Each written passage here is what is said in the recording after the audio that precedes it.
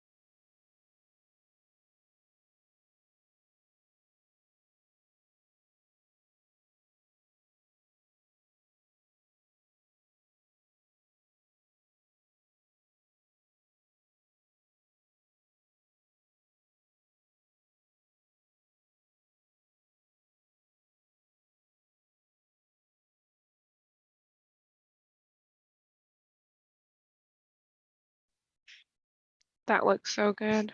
She did such a good job.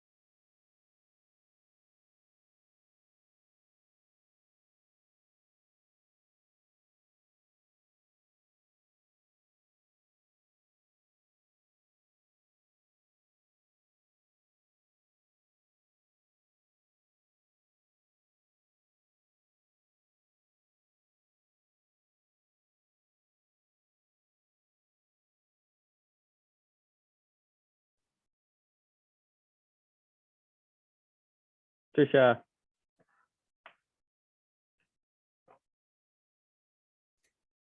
Richard, how are you? I'm okay. Your slide makes me nervous there. It's like I'm front and center. Well, county. Hi, Jenna, how are you? Good, thank you. And you? Oh, great.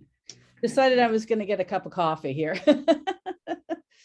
Keep this informal versus wine or, since I'm retired, I can have any beverage of my choice right now. That is true. Yeah.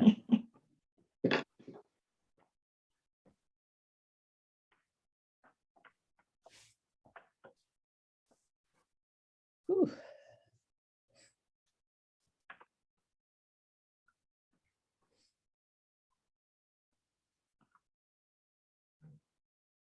Have you had to do any campaigning yet, or you're Well, I had am I muted? Yeah, I had a meeting this morning with my manager, and another one tomorrow. So it really will be after Tuesday's primary, yeah. figure out what we see from that. So Which what's the other side look like for you? Which group is it? Who the candidates as far on the Republican side? Well, we can talk about that later. Okay, no worries. Yeah, I should probably remind you, Nicola, that this event is being recorded. I appreciate the reminder. Yep. And Tim Keene from Boise had a last minute schedule change, as planning directors often do, right? So Yeah. we will probably, I'll talk to Sherry, we'll probably have another event and pick up other directors in Region 3, APA Region 3 in Canyon County and maybe Valley County, and we'll rope them in. They're not getting off. And Bill Vaughn may or may not. Oh, there he is. Bill's here. Yay. So he was on the bubble. Nice background there, Bill. I don't think, is that Eagle though? Oh, you're muted. Oh, there we go. It's New Orleans Ah, okay. from the from the APA conference in, I don't know, 2017, I think, or 15 or 16. Okay. I think I went to the New Orleans 2001 conference. Many moons ago. Yep.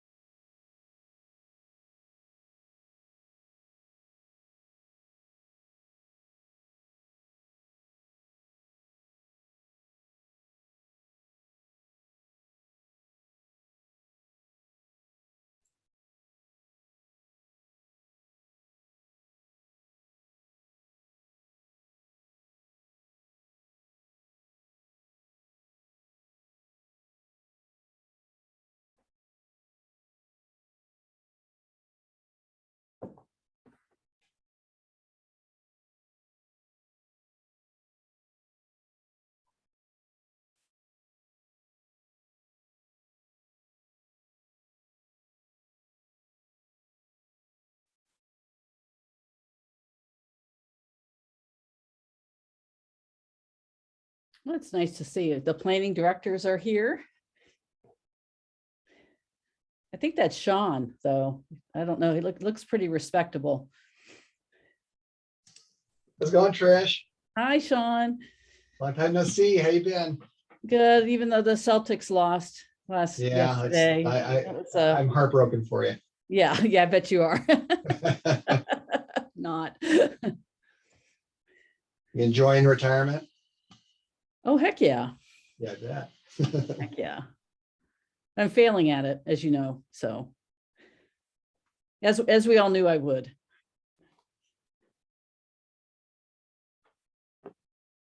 My coffee consumption is about the same even. It's 1:30.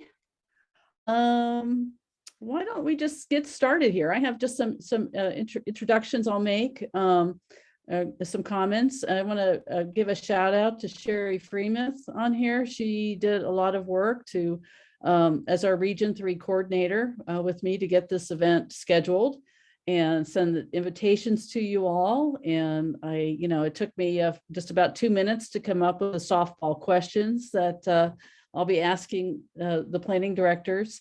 And I really want to thank you for your participation. Tim Keene from Boise sent his apologies. He had a meeting with the BSU provost that was, I think it was supposed to be yesterday, and got canceled and rescheduled. So he had to attend that meeting, but we will rope him in. This is the first of, I think, another a meeting like this that we will extend out to other Region 3 planning directors.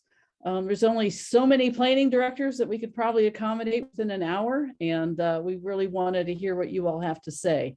I do want to make mention that we just had a board meeting that we do have the annual conference coming up October 5th through 7th in Garden City. And you'll be getting some more information on that. The program committee will send out a call for sessions. And I hope if there's interesting projects in your jurisdiction that you would consider submitting a session proposal. Or if you're collaborating on something, putting partnering up on a session proposal, that's always of interest to communities. Sherry Freemuth, is there anything else you wanted to add as our coordinator? Yeah, if you are not a member of APA Idaho, please join. And if you are a member and you know people who aren't members, please get them to join. We do a lot of, hopefully we're going to be doing more regional activities, and the conference is a great benefit, of course. And so, yeah, I'm just thrilled that we have a chance to all get together and hear from our planning directors. So thanks for joining. All right. And so to kick things off, Nikki is kind of our host and helping us, because I can multitask, but doing a Zoom call with all these people is a little intimidating. And she will keep the planning directors unmuted.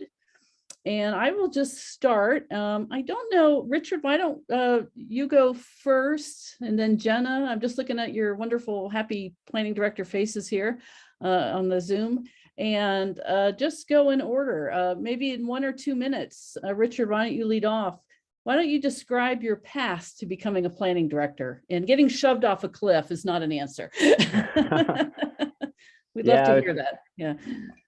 I was thinking about that question, and I always kind of like to think that I started out as a 12-year-old on the Greenbelt. Growing up here in Boise, that's when we just discovered the Greenbelt, and I was always fascinated at how it was preserved, and it kind of got me into the city planning bug. And I started out over at Boise City as a subdivision planner. Spent I think about 3 years there, and jumped over to Ada County. I've been here 15 years, and started right on the front desk, helping go through the mountains and mountains of building permits that we processed back then, and just kind of worked my way up. I had a chance to jump out for a couple of years with Mr. Sean Nickel and his consulting group, which was amazing. A great opportunity to get out and experience all the jurisdictions, and then just came back to the county and went through the ranks pretty much. Did a long stint in current planning, hit the comprehensive side, even hit the the strategic kind of planning side, which was very interesting, and capital planning, that type of thing. And then got roped into the administration side, and I don't care for the politics a lot, but it's still exciting. So Great. that's my journey. Jenna, what's your journey? Well, I thought I came to planning on my own, but when I looked back, my father had been a planning and zoning commissioner, so I don't think that that's quite true. But I found planning when I was looking for master's programs, and found a planning program in Florida that looked interesting to me and decided to choose that. And then when I was in Florida, I had the opportunity to work as a planner for one of the Department of Water Resources. And between the two, becoming a planner and working for the Department of Water Resources with the state, I was able to work on some pretty intense planning projects. Specifically, there was one where St. Joe Arvida was looking at redeveloping the Gulf area for second home beach type of homes in an area that was traditionally a fishing area, milling area. And so it was quite contentious. Another reason it was contentious is it was one of 4 areas in Florida that was considered to be too environmentally sensitive to create their own comprehensive plan, which in Florida is a legally binding document. And so I got to see some of the intensity of planning through that process. And then when I moved back to Idaho, I'm from Idaho, I started at the city of Garden City, and I've never left. And I started really as a permit tech, and Diane Kushlin was there holding the city together as a consultant. So she was doing a little bit of everything from plan reviews to getting ramped up to do work on the comprehensive plan and the ordinance work. And she really became a mentor to me. I think she showed me quite a bit. And then I just trial by fire, holding on to permitting, doing building plan reviews, doing current planning reviews, having my hand in long range planning. They started giving me more responsibilities, and there you have it. That's great. Bill, I remember meeting you, I don't know, 20 some years ago. Some little cubicle in Ada County. You and Mark stopped by, and now look at you. So let's hear from you what your journey was. Well, my journey's been fairly singular in that I've only worked for the city of Eagle in my career. I started here after college. I messed around for a couple of years after college, and then moved over to Idaho, and there was a planning and I had went to school in geography, and I majored in geography and regional planning. But most planning aspects that I've learned on the job, not necessarily from school, but it was a good door opener. And I had applied at the city of Eagle for a planning technician job and Mark Butler was the administrator at the time, and started working here then.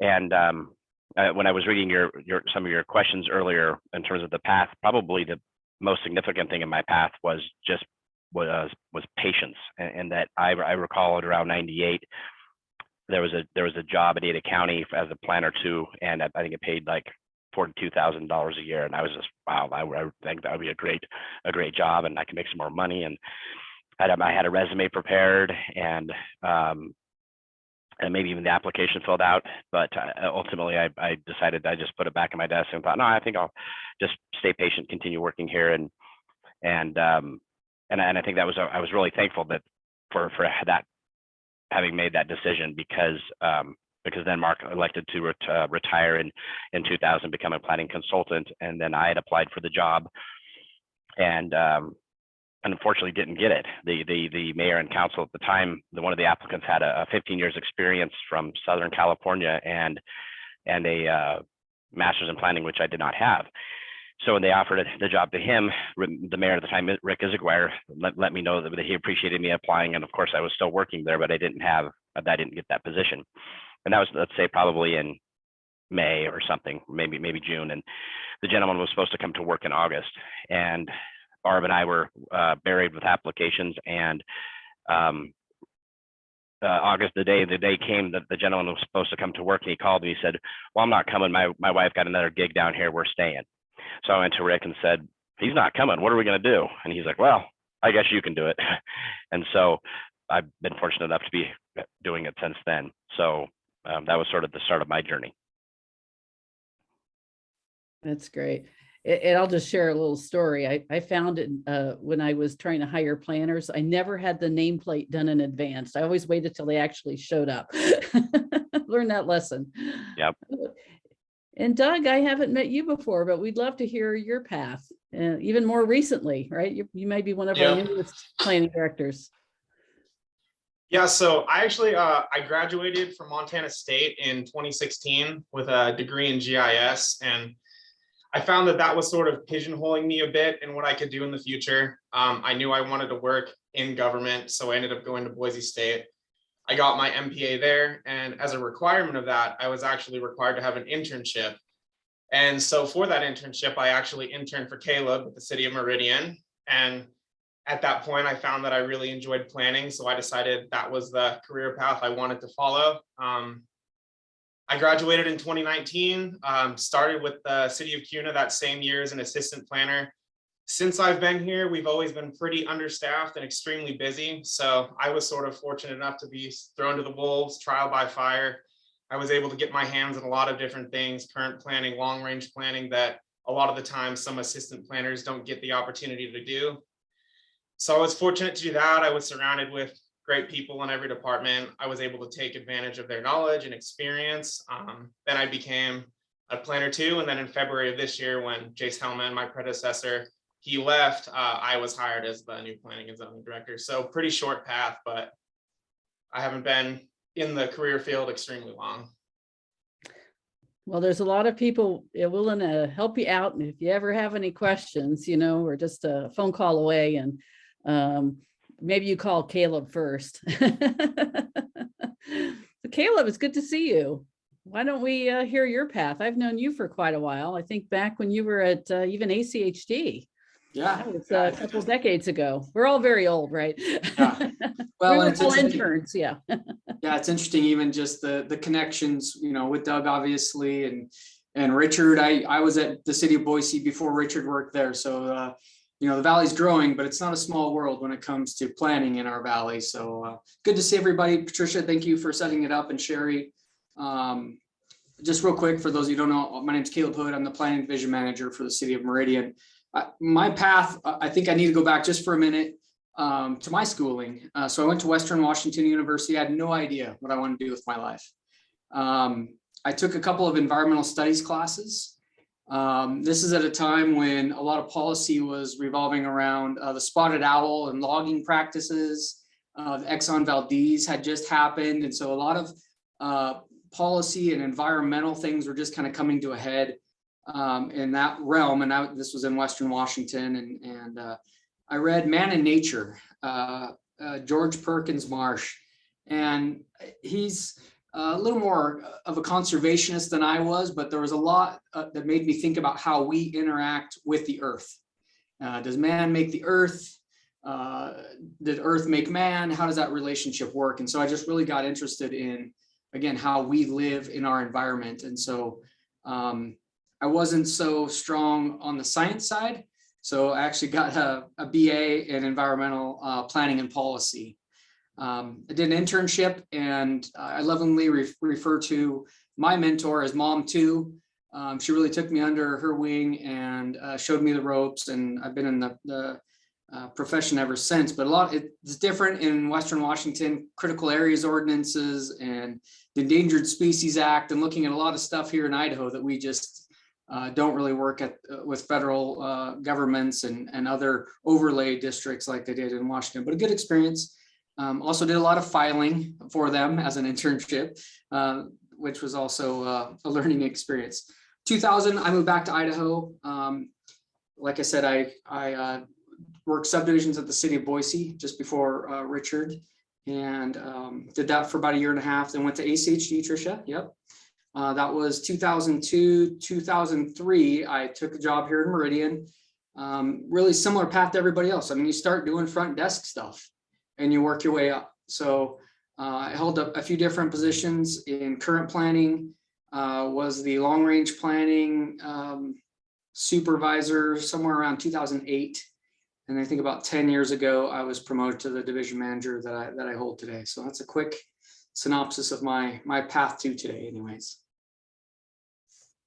Great. And now Sean, my former partner in crime and neighbor when we worked at Ada County when we were young.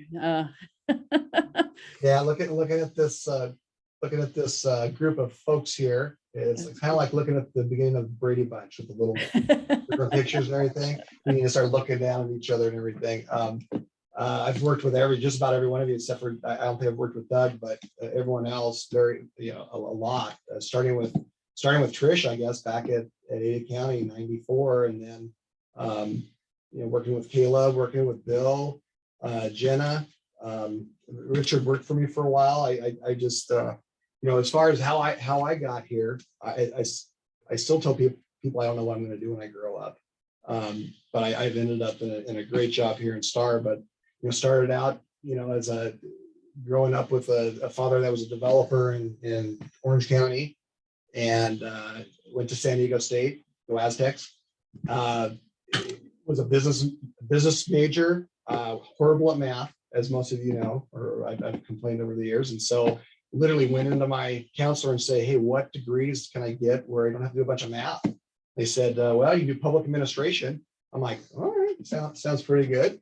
So took a couple of city planning courses and thought, okay, this is nice. Actually graduated, which everyone was surprised of. Got my first job at Laguna Niguel as a planning aide, and 93, Dave Abo, Karen Gallagher, and Joanne Garnett invited me up to Ada County, as I called it, and did a interview. And I remember my cover letter for my resume when I sent it, because I had sent resumes to everywhere in the Northwest looking for a planning position, because in the early 90s there was a recession going on, and couldn't find anything locally. So I drafted this cover letter, and it just said, the first lines were, "Stop, look no further, you have found your planner." And apparently that caught the eye of Abo and Joanne Garnett. Of course, Karen thought, oh, this cocky Californian, let's not hire him. But anyways, interviewed and got the job. Moved my newlywed wife and we moved out and spent 4 years almost 5 years at Ada County, and then went to Hubble Engineering and was their planner and was there for a couple of years. And then Mark Butler hired me. Went to Eagle and started doing a bunch of consulting work, and it worked there for a while, and then ended up buying Mark out and hired Richard Beck, and we did some things until the economy crashed, and then worked at Rose Law Group with Joe Borton and Todd Lakey for a couple of years, and that was fun. And went to Stanley Consultants for 6 months before they pulled the plug on that one, and went back out on my own. All that time I was really doing, was really processing applications. Wasn't really doing any city planning. Just processing things, and just struggling to working with developers and things like that. And it was fun. Had great relationships with all of you folks and everything, but was just burning out on the development side and wanted a new challenge. I actually interviewed with Caleb for one of his planning positions a couple years ago, and interviewed with Trish actually, and I think both of you were might have been even interested in hiring me. And I met with the city of Star, and they were looking for someone to help them with a comprehensive plan. And I said, well, I'm kind of thinking about going back into the public side, and they kind of offered me a job right there. And said, what do you need? I threw out a number, and they accepted it.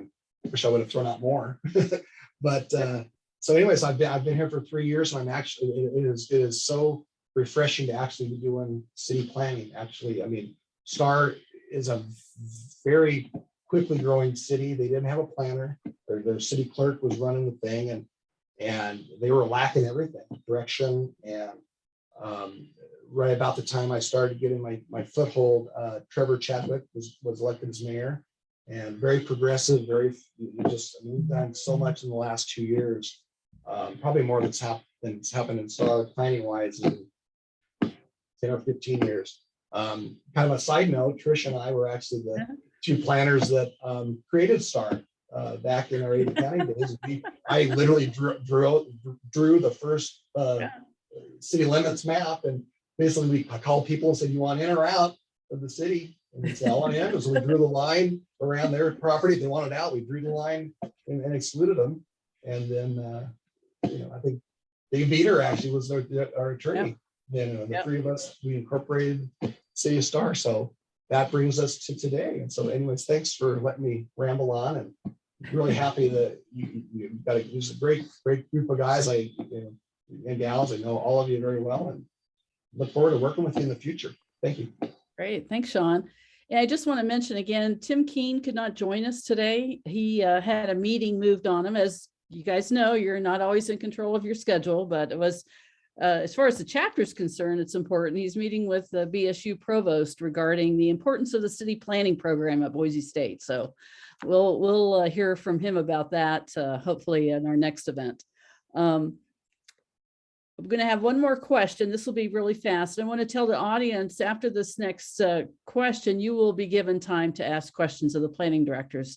And then if you're all shy, which I don't think you are, I have a couple other questions to hear from them. But so the next one is, and this is where I'm kind of curious, as much as you can disclose it, what is the most interesting project on your desk right now? And Richard, why don't you start off again?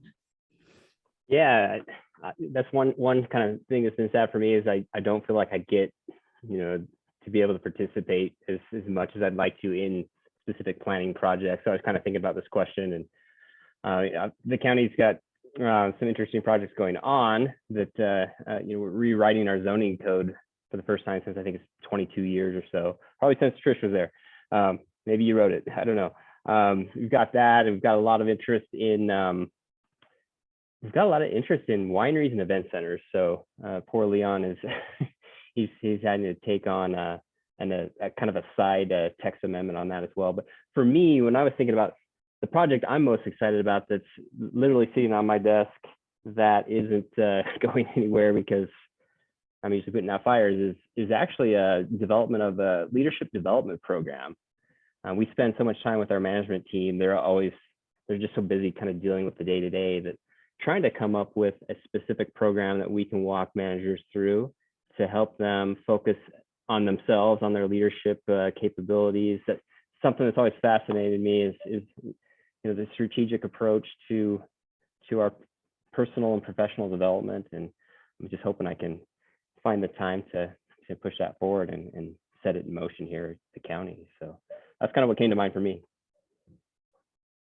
Yeah, that's fascinating, because as we hear from everybody, and from my recent experience at Canyon County, my goodness, it's everything. It's the budget, it's COVID protocols, it's whatever gets thrown at you to figure out. So and I think leadership development, that's fascinating. And that might be a good APA session topic, Richard. So, so Jenna, what's on your desk? I would say the same thing as on everybody's desk. And that's really everything's being thrown at us all at once. And I think it's kind of like drinking from a fire hose right now and trying to figure out how to be an urbanizing region. And Garden City in particular tends to try to do that on a shoestring, anywhere from ordinance updates to advancements in technologies, just incremental advancements. And within that urbanizing prism, I think one of the things that I'm trying to think through is how do we deal with that in the booms and the busts? In my tenure with Garden City, we've seen 2 booms and a bust, and can we see another bust? And so that might be my answer there. Great. And Bill, what's happening in Eagle? Well, what I wrote down when I was reviewing your questions yesterday, I put with an exclamation point, next year's budget.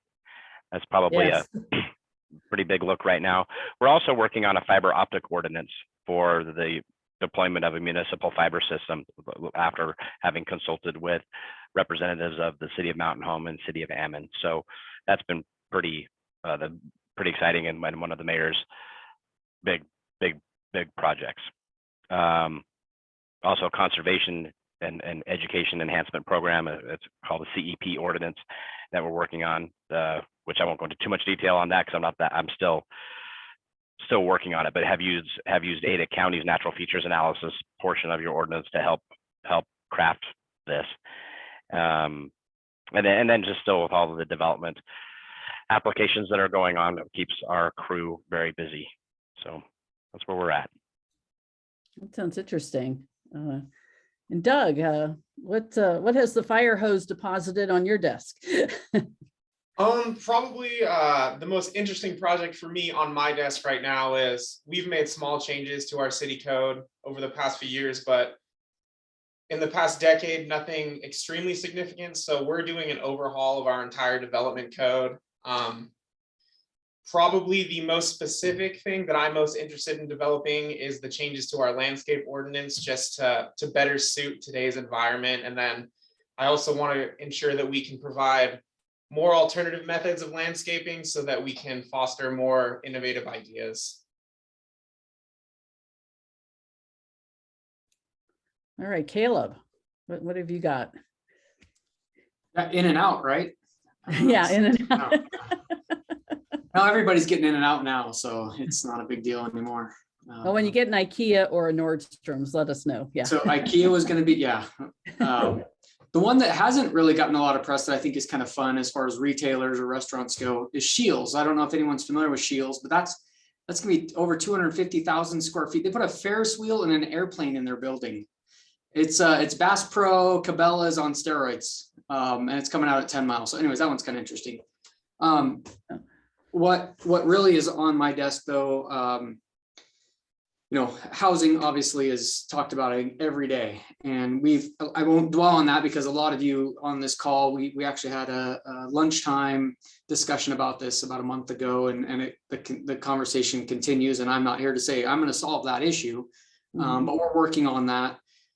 Putting that into context, and even a little bit what Jenna is talking about, the cycle that we're in right now, there's a huge market for residential.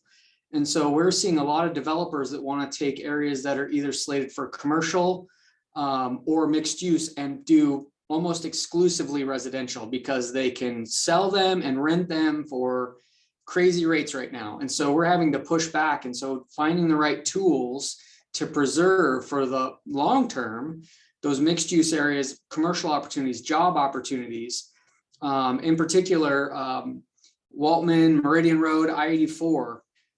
There's several acres there on the northwest side of the intersection there, right at the interstate, that we're working with them to figure out the right mix of land uses there and the long-term impacts to existing subdivisions that are adjacent, recognizing the impacts there to the transportation network, cut through, which, that's a pretty typical thing we deal with on a lot of projects. But again, trying to get some other non-residential in a lot of these areas where we can capture trips and preserve jobs.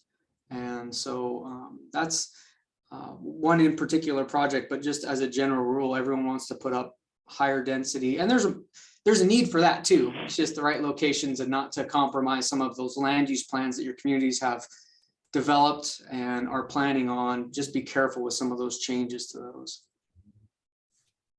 Okay, great. Sean, what have you, we have the Star Mall in the works yet? Hey, Caleb, I can't believe that Waltman hasn't developed yet. I got that approved, 15, 20 years ago? Hey, Sean, you'll never guess who their anchor is. What was that? It's a big red dot. Oh, yeah, that was talked about back then. Interesting. Yeah. Well, yeah, we get the same thing. We get, it's very easy to do. sorry, my phone was ringing, to do multifamily or storage units. Those are the two things that everyone wants to come in and take our prime commercial corners and try to do that. And I have to unfortunately tell folks, or fortunately, we're gonna look at it, that yeah, we really are possessive, especially in Star, where we've got about 92% residential, that we've got to preserve these locations for commercial. So I feel you there. What I have on my desk is I am revising our zoning ordinance, our fee schedule, our comprehensive plan text, and our comprehensive plan map, all at the same time. So I just kind of do a little bit here, a little bit here. And yeah, it's been fun. Fun projects we have is the Heron River subdivision has dedicated 150 or so acres of space to two large ponds for a future city park. And so we're working on that right now, trying to get that designed. We just released about 500 18-inch rainbow trout in there yesterday for a fishing festival on Saturday for the kids through the police department. So that's been fun, but it's just flying by the seat of our pants, trying to keep up with the craziness over here. Wow. What an interesting array of projects. Right now, I'd like to know if any members of the audience have any questions. I don't really see any in the chat box right now. Is anyone? I'll ask Sherry to help me out here. We have 45 people on the call, which is fantastic. So if you want, you can unmute yourself if you want and just pop a question, or I'm just going to keep going. Going once, going twice. All right. Well, let's go on to kind of an interesting question that I threw at you all. This one was provoked. I don't know how many of you had taken any classes or courses with Paul Zucker. I don't know if you remember the complete planning director training from many years ago, but I enjoyed his stories. But so I wanted to know, what is the best career advice you've ever had? And whether it's planning related or just dealing with humans, if you can recall some of that advice, we'd love to hear it. So Richard, why don't you start out? Yeah, what came to mind for me, the first thing that came to mind was somebody, when I was working for Boise City, brand new planner, I knew everything. I had a degree. I was ready to, conquer the world, and started getting frustrated that, I was missing promotions or whatnot. And somebody's like, hey, you should find somebody that you respect and see if they would be willing to serve as a mentor. And so I finally picked somebody, and I asked them, and they were like excited. I thought they'd be like, that sounds like a lot of work, no thanks. But they were excited, and just kind of had the chance to chat with them, and they were willing to share some of their experience, which was huge. The first individual that I picked was, gosh, she had like 5 degrees.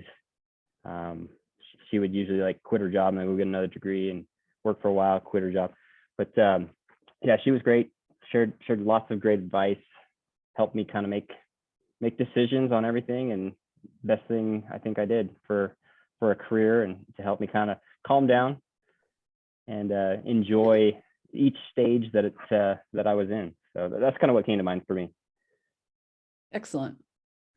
Jenna, maybe it was from Diane, I don't know, but what's some of the best advice that you've received? I do like Richard's comment about having a mentor. Diane was a great mentor to me. And maybe it was from Diane, where she had a pamphlet when I started for those planners coming newly out of school, how to fold plans. Just kind of a joke as to everybody has big aspirations, but you have to learn the intricacies of how to do the job. And then I think I've heard it a lot here today too, just that perseverance and sticking with the job, and taking everything from all aspects, so you can learn the depth and the breadth of the job, I think is really important. And then another thing, for those that are starting out, I don't know how many people on today are just starting out, but it seemed a few years ago that individuals trying to break into the field were kind of afraid of the internships. And those are great. Not only do they give you experience, but they give you a network of people to interact with. That's why, you know, having Tim over at Boise State right now and the importance of internships, and it's important to try to be an intern, but as directors, it's also good to offer internships. So yeah, I'm glad you see the value of those. Bill, let's hear from you. The two things that come to mind for me, one, so my mentor for many, many years was Susan Buxton. She was the city's attorney with the firm Moore Smith Buxton and Turk, and she would sit through all of our planning and zoning commission and city council meetings, and would critique me when I would get up to do presentations. And I would come sit down, and she would always hand me sticky notes with something to work on or something I did wrong or whatever. And the one thing that comes to mind more than anything was she would always say what you want, because I would get up to the podium and would stammer around looking for fillers to try to just to give my brain space to know what to say. And so I would just jabber for and she would say, just keep your mouth shut and just say what you want. And that was such a small thing, but yet such a significant, obviously it was, because that was the first thing that came to mind. And then probably number two was this gal named Tricia Nilsson told me, we were having a conversation one day, and I think you asked if I was going to the APA conference that year. And I says, no, we're too busy. We don't have time to do training. And you quickly corrected me on that and said, you better not lose sight of training. So those were the two big ones. That's great feedback there. So yeah, you know, and I'll just share, thank you for that, Bill. Someone told me I gave them great career advice, and listening to your path to being a planning director, I told them that, nature abhors a vacuum, and there's always work to be done, especially now, and just do it. And trust me, people will notice that you're getting the work done. Plus you get experience right there. And if you have someone that can kind of show you the ropes, but the more you can do it and just do the job you're given, and eventually sometimes that may not be in your job description today, but just do it and persevere, like I've heard, and persist. And one day you'll wake up and you'll be the planning director, right?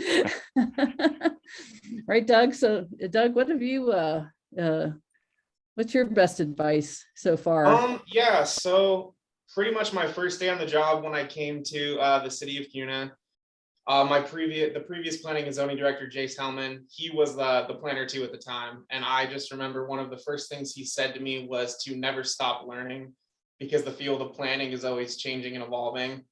And that's just something that for the past 3 years that I've been here has always stuck with me, that just, you never know everything. Don't ever think you know everything. There's always someone who knows more than you do. So keep learning. Don't be afraid to ask people for help. Excellent comment there. Caleb, I'm curious what stuck. So first, shout out to Diane Kushlon. She's awesome, and I feel like she's been a mentor, if not friend, to many of us. So, and this is, it really just even recently sunk in for me. But, I would encourage you to work to live, and not the other way around. You need to be able to separate what happens in your office to when you go home. And that's some of the best advice. And people have told me that, because I do work pretty hard, and I've, again, still even working on it. When I leave the office, try to leave that stuff at the office and really enjoy whatever you do outside of work. I'm going to kind of segue a little bit into some of the question in the chat. One of the things I look for in a new hire is that passion. But again, I want somebody that's able to disengage then and bring that to work and want to work.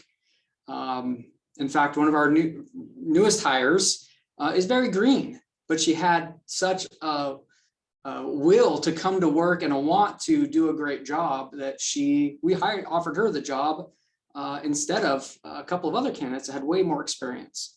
So that's something that I really look for. And obviously you want to hire and retain and be able to trust your staff. So you want them to have a passion, but again, be able to balance that work life balance, do that. One other thing I'll just say, so I receive that and I'm trying to live that out. Maybe if I could give a little bit more career advice, and this is something that I felt I've made some progress on too, is don't stress over the decisions that your elected officials make. Do the best you can, kind of like Bill, get it out there, tell them what you think's in the city's best interest or your community's best interest.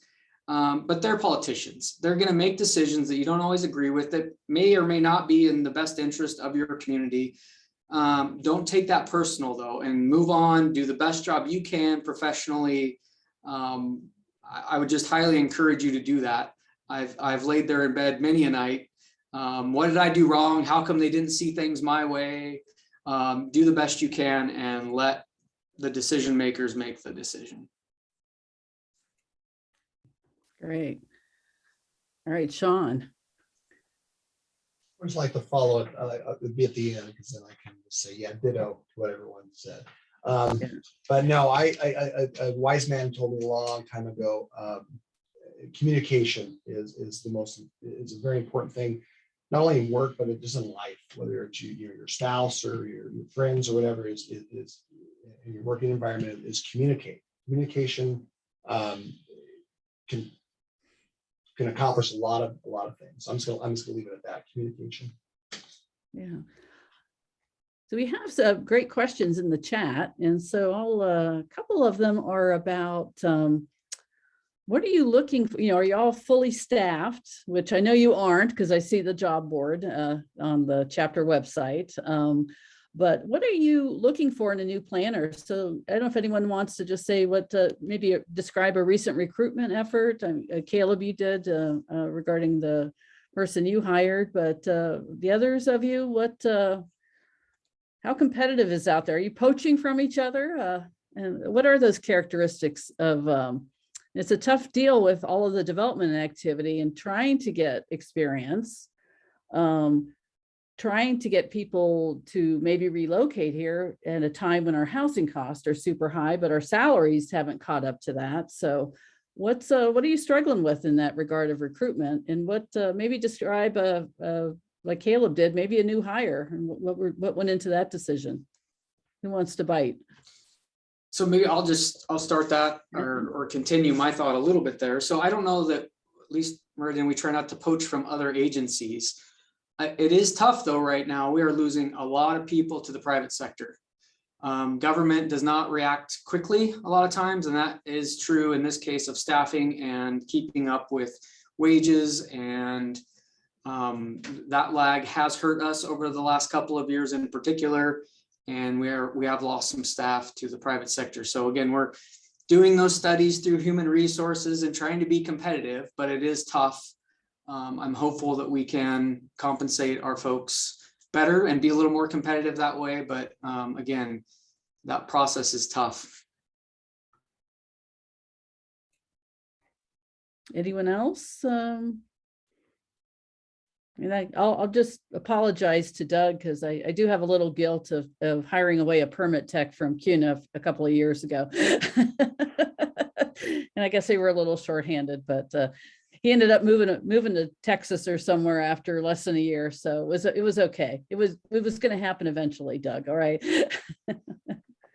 Anyone else on that? I'll just throw out, we're fortunate to be fully staffed on the planning side, trying to find a few, like a licensed land surveyor, which is like impossible, and a certified, the building folks, man, those are the ones that are getting pulled away by the private sector. So we're looking for someone with certifications. But for us, for the county, we really end up focusing on less on, maybe this has already been kind of alluded to, but less on the skills, the education, but more on the fit, I guess, if that's the right terminology. I feel like we've kind of established a culture at Ada County that people seem to really appreciate, and it's looking for somebody who can fit into that culture. That's always the hardest part, is trying to decipher if they'll be a good fit, if they'll like come into the family, if you will. But that's kind of what we look at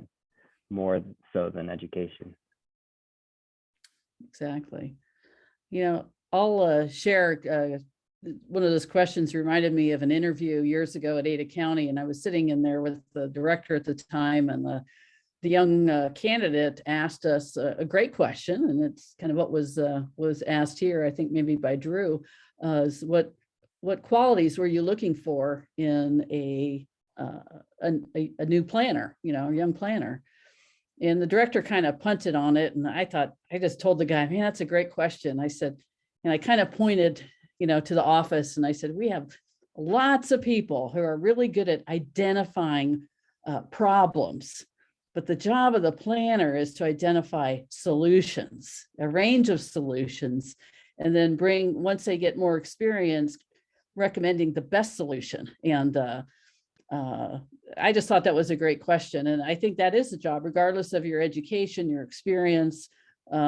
It's kind of, how do you think about things? How open are you to different points of view and different objectives, different goals? And how do you coalesce those into a good recommendation if that is your job as a planner? So, so the other question that Deanna has asked is, how are you working with your elected officials to articulate the value of planning and the planning department? And that kind of relates to another question I was going to ask you regarding professional development of planners. So if you could just kind of describe how you work with your elected officials. You know, you're working on your budget now. What have you got in there for APA membership? I'll just put a plug in for that.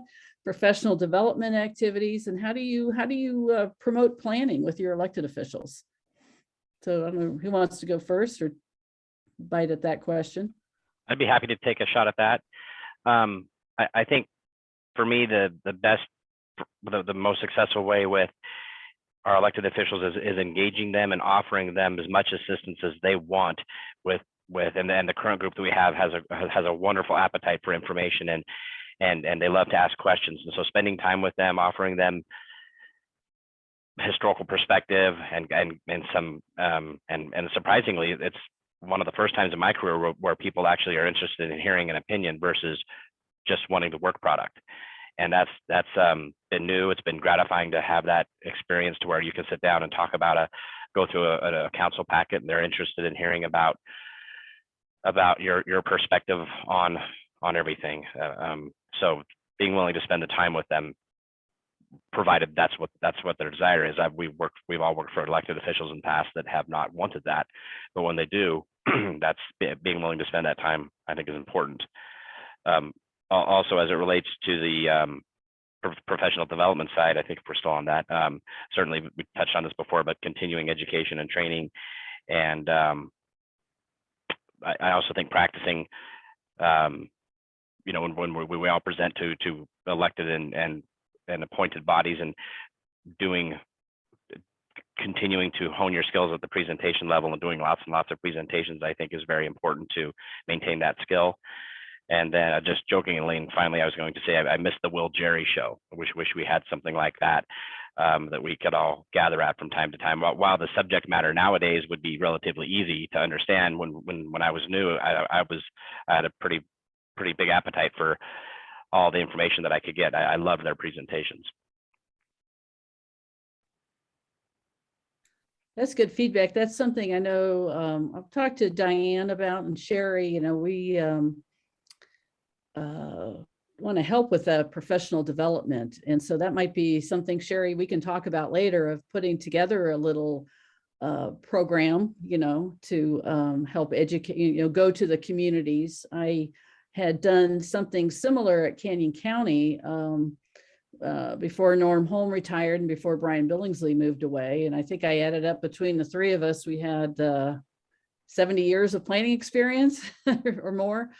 And we offered free training to our planning and zoning commissioners throughout Canyon County and even down to Homedale and Marsing. And I had a call from one of the city clerk down in Homedale, and she had gone to the Will and Jerry show for years, and she was just double checking that she got this email and there'd be free training and they could just come, and could she bring the assistant clerk? And we went, sure. And we let them choose. I kind of had a little program where they walked in the room, they plucked out the part of the Local Land Use Planning Act topic that they wanted to learn about. And between the three of us, we could talk, we could talk for a long time about any one of those.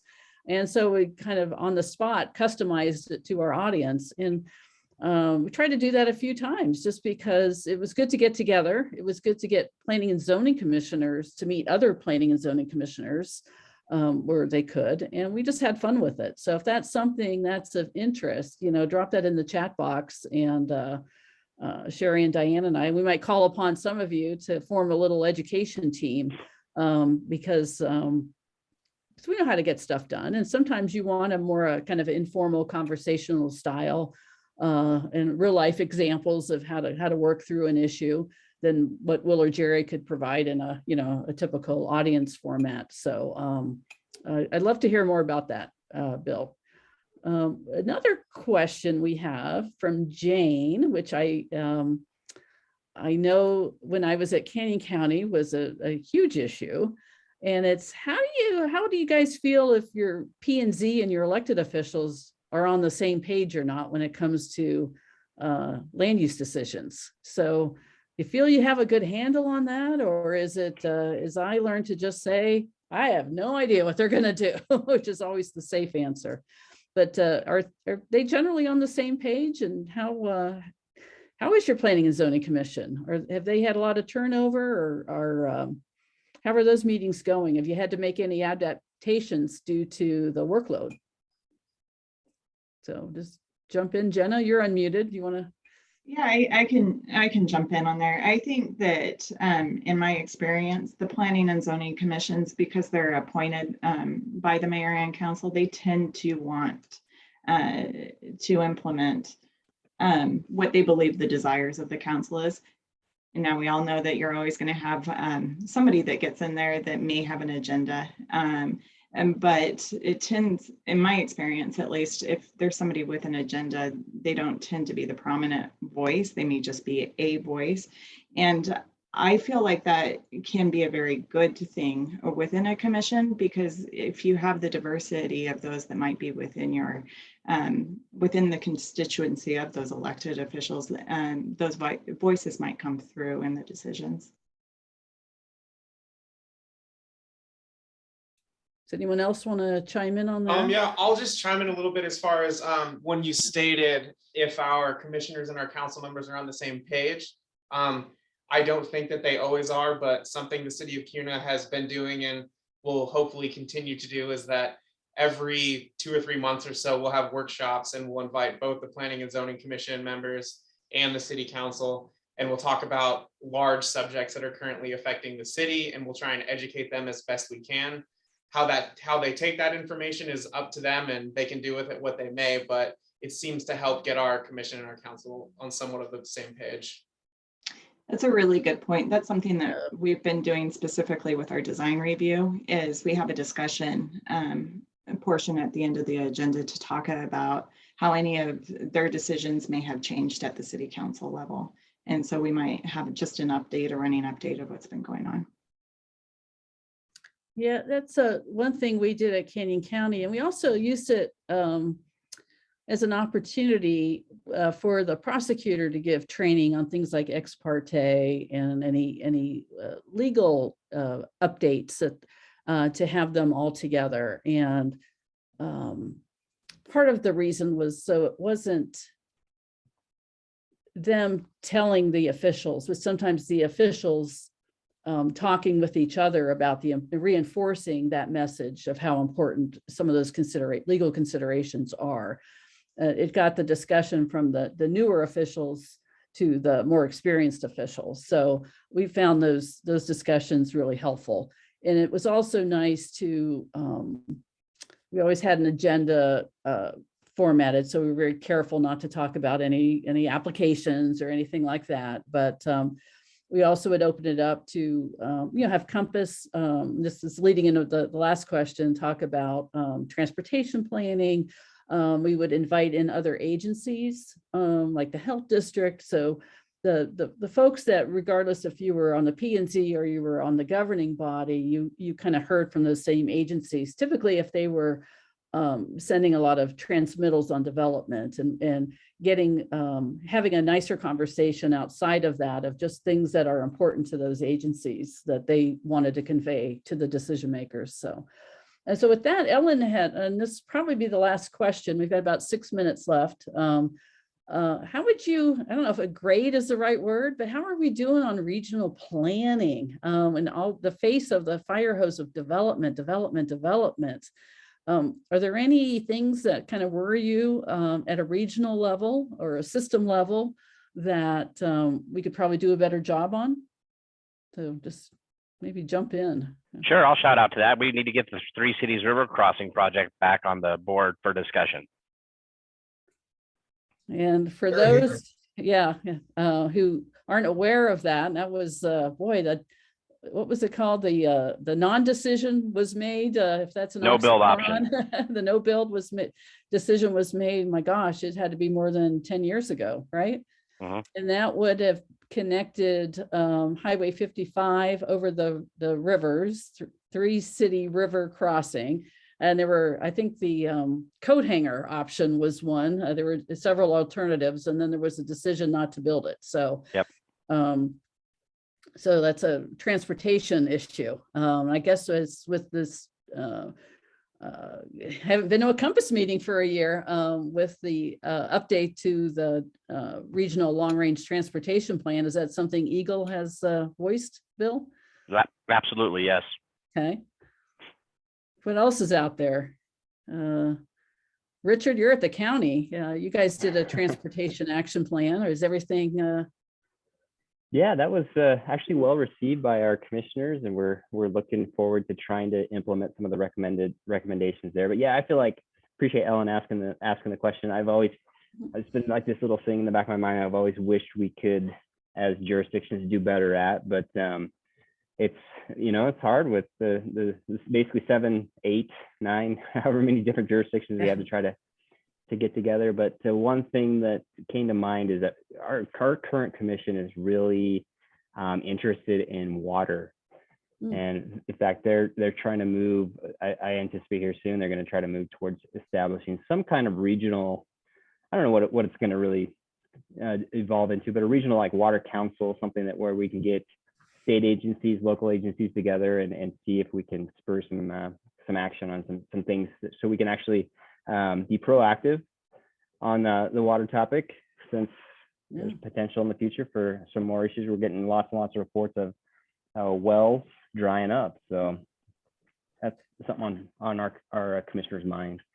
They should probably talk to Canyon County. That was a big issue with our P&Z and our commissioners. And well, and when I was the planning director, getting well information and having our GIS person map it, because it was all in latitude and longitude of all these this well data, and finding we had a very widespread issue of not the nitrates, which we had a good handle on, but arsenic and uranium naturally occurring throughout Canyon County.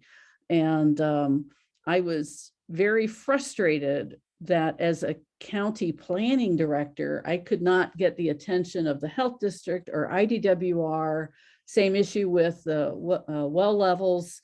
And so if I think joining forces with maybe Canyon County may be effective in getting that to the fore. I know that BSU had a great conference. I think it was in early 2020 with some of the health districts. And yeah, it was just before COVID. And I was hoping, I think COVID kind of, gummed up the works there, but I think that's a great conversation to continue in the region. Yeah, we'll definitely check that out. And it seems like there's some amazing individuals at the state level who, I think if we give them a platform, they'll step up. And there's a tremendous water committee that I was speaking up so much about water that they put me on the meeting invite, and it's all the scientists. And there's so much information, but there's no interface between the decision makers and the scientists. And it just has to happen. I agree with you. Water is is a key issue. And to really understand and to take the scientific information and somehow translate it into, what does it mean for land use issues and growth? So, And Tricia, I will just echo that and say planners, I think we can be that conduit to make those connections and talk about these regional issues. I think it's great that we have these types of get-togethers and we can reach out to others. Again, I brought this up, housing, right? There's subject matter experts that are dealing with affordable housing. Planners can be a way for them to get in front of our elected officials and have those discussions about what we can do with land use and new projects and all those things. I'm going to throw just one more thing in there. Transportation, obviously, to echo a little bit of what Bill said, although I'm not necessarily advocating for 3 City River crossing, whatever, but certainly transportation and Compass, we talk a lot about that as a region. I think I will just make a pitch though for local option tax or some way to fund something that will support mass transit in our region. We are becoming of a size, and long time ago, in fact, without a dedicated funding source though, we are not going to get that A grade. I'll just say, I don't know what grade our region should get. I am here, so I'm a little biased. Certainly we can do better. But I would just say, local option at the state level, we need to have that ability. And then ag preservation, I think, is something we should continue to talk about. Yep, that's the excellent points, all of them. So it is 2:30, and boy, did the hour fly by. I just want to thank everyone for participating, for the great questions we had. This is recorded, so it will be available for folks to go back and listen to if they weren't able to participate, if have coworkers there. We do want, Sherry and I are going to have another one of these sessions. We don't know when yet, but we want to hear from the Canyon County planning directors and maybe Cinda up in Valley County and other directors. And we'll pick up Tim. He's not getting off the hook here. And I think we do our jobs better when we learn, we teach each other, how different approaches to dealing with the issues, because, several that were just mentioned, housing, transportation, water, those are huge. And the more we help each other, I think the better off the whole region is and your jurisdiction. And as I used to say, as a county planner, the counties do well when the cities do well. So it's in everybody's interest to be collaborative and cooperative and problem solving. So Sherry, is there any last words you'd like to share with the group? No, just thank you so much, everyone. I've been putting stuff in the chat and really hope that we can keep the momentum going. I think the next event might be an in-person on ag preservation hosted by Canyon County, but just keep watching your emails and go to the website to either join or rejoin or get other people to join and learn more about what we're going to do next. Thanks so much. Yep. Thanks, everyone. Thank you. Have a good day.